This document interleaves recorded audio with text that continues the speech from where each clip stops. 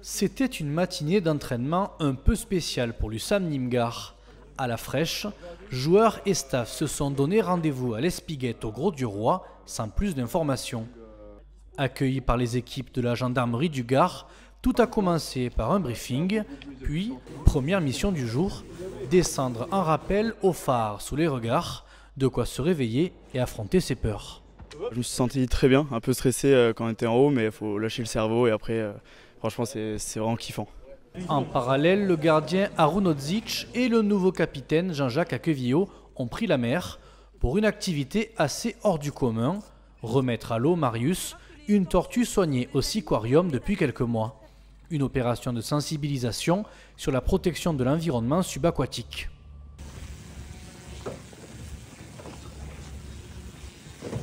Prévue depuis plusieurs mois, la matinée en compagnie des gendarmes avait rencontré un franc succès l'an dernier. On a souhaité rééditer cette année une nouvelle journée avec un thème un peu différent. Et donc on se prépare d'abord avec des réunions évidemment d'organisation avec l'USAM pour déjà être en phase avec ce que souhaite le staff de l'USAM, parce qu'on ne fait rien qui soit déconnecté de la préparation physique, mentale et collective des joueurs de l'USAM.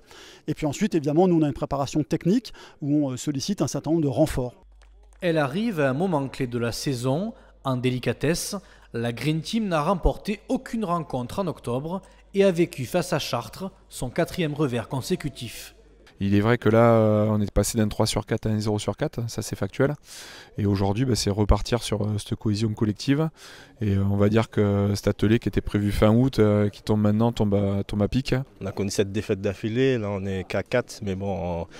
Il ne faut pas attendre la 7e défaite, il faut juste réagir assez rapidement pour pouvoir se relancer. Et je pense qu'il nous manquera juste une victoire pour se relancer dans le championnat.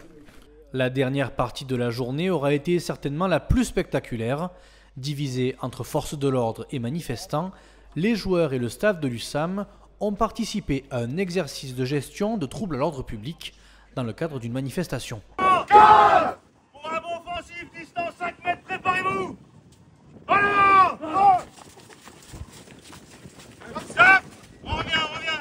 On avait déjà fait pas mal de choses cet été, on est dans la continuité de ce qu'on travaille avec les joueurs, donc le dépassement de soi, aller chercher des ressources qu'ils n'ont peut-être pas encore, sur des exercices qu'ils ne connaissent pas, qu'ils ne maîtrisent pas. Donc voilà, bien sûr, tout étant accompagné en toute sécurité, mais on va chercher surtout cet aspect mental. Si tout n'a pas été parfait, surtout au début, les joueurs y ont mis tout leur cœur et ont pris un malin plaisir à se taper dessus, en toute sécurité bien sûr. Cette parenthèse bénéfique à toutes les parties restera gravée dans les esprits. Désormais, tous les yeux sont rivés sur le déplacement ce week-end à Saint-Raphaël avant la réception de Montpellier au Parnasse. L'occasion peut-être pour la Green Team de retrouver le chemin de la victoire.